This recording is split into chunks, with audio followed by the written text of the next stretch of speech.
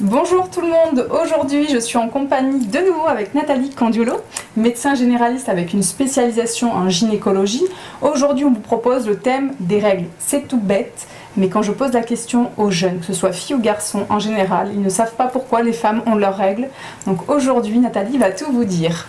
Alors là, on a une première partie dans le mois où d'abord il va y avoir un pic d'hormones qui va nous permettre qu'on ait l'ovulation. L'ovulation, ça se produit au niveau de l'ovaire.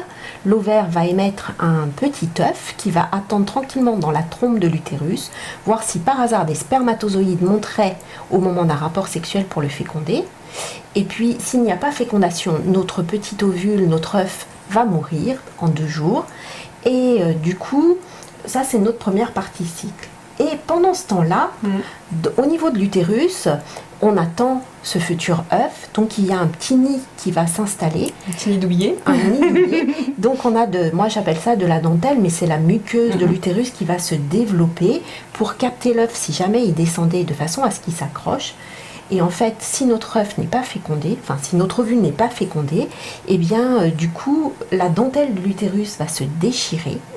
C'est ce qui va faire que ça va arracher les vaisseaux, on va saigner, puis on va perdre des bouts de dentelle, c'est ce qui va donner les caillots, et on va avoir l'écoulement des règles, qui dit qu'on n'est pas enceinte. Voilà, c'est bien parce qu'il n'y a pas eu fécondation qu'on a nos règles. Le sang qui était prévu pour le nid du bébé n'est pas activé, puisqu'il n'y a pas eu de fécondation, du coup, ça redescend tout simplement. Voilà. Et puis le cycle reprend le mois d'après. Voilà, c'est tous les mois comme ça. Donc le premier jour du cycle, c'est le premier jour des règles. C'est bien ça ? C'est comme ça qu'on compte de cette manière-là. Alors après, on se dit que vers le 14e jour, c'est ce qui est marqué dans nos livres de sciences naturelles, exact.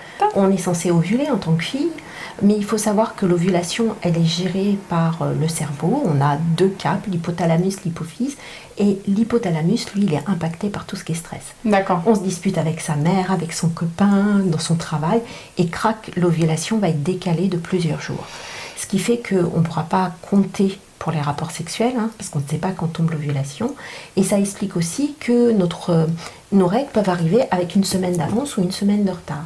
Et puis on a des dames avec des cycles réguliers, elles viennent tous les mois à peu près avec une semaine d'avance ou une semaine de retard. Ouais.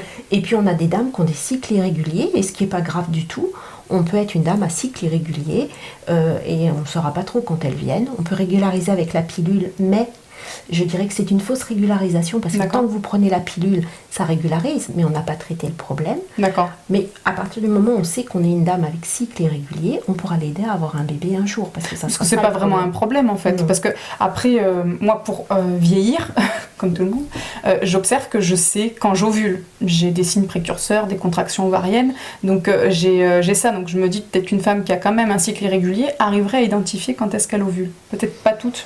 Non, pas c'est pas si simple que ça. D'accord. Je dirais que les dames qui ont des cycles réguliers, je pense qu'elles voient plus leur ovulation que les dames qui ont un cycle irrégulier, qui ne savent pas trop quand ça va arriver. Très bien, ok.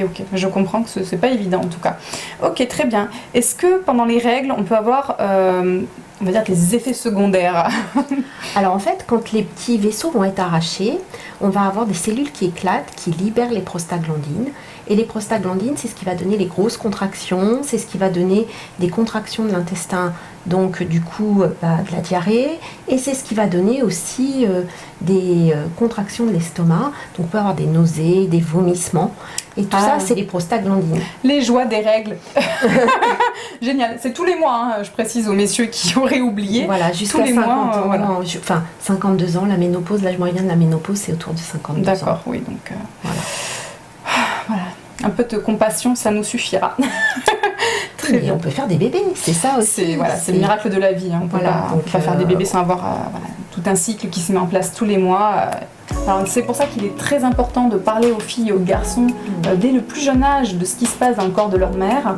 Comme ça, aussi les petits garçons, ils auront peut-être une compagne plus tard ou peut-être des filles. Et au moins de pouvoir expliquer, d'être à l'aise avec ces données naturelles qui sont mensuelles. Je le répète. Voilà, on vous remercie de nous avoir écoutés. On vous dit à très vite. Au revoir. Au revoir.